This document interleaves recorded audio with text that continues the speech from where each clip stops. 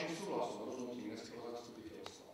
Ani zápisnice z ekonomickej komisie a ostatných komisí mestskej rady zastupiteľstva prijaté uznesenia neobsahujú žiadne takto prejavy. Boli udelené obyvateľia mesta Púchov a samozrejme, že aj poslanci.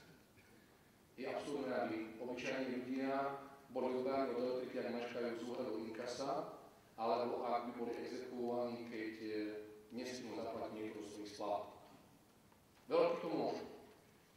Mali zaplatia všetko a boháči s tým je pán Hemek nachystaný robiť zmluvu o urovnaní.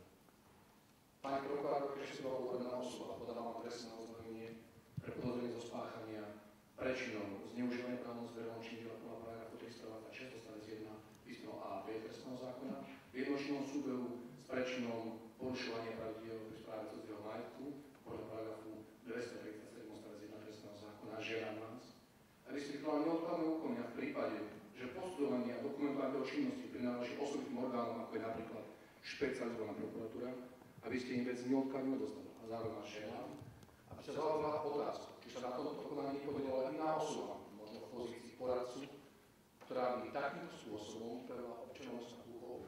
Zároveň vám doručujem tú zmluvu, ktorú pán Hemek podpísal, aj to je splatné následstvo. Ďakujem pekne za čas.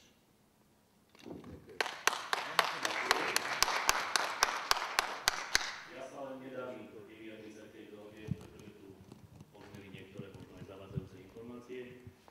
Nepodpisoval som žiadnu zmluvu, kde by som neriešil, kde by sa riešili nejaké sankcie alebo úroky, ktoré, a aby ste všetci vedeli, čo sa započítalo. Makita nám za 2013 rok dlžila, nemám presne teraz tú sumu, nejakých 165 000 eur, ale Makita nám v tom istom roku zaplatila okolo 7 000 eur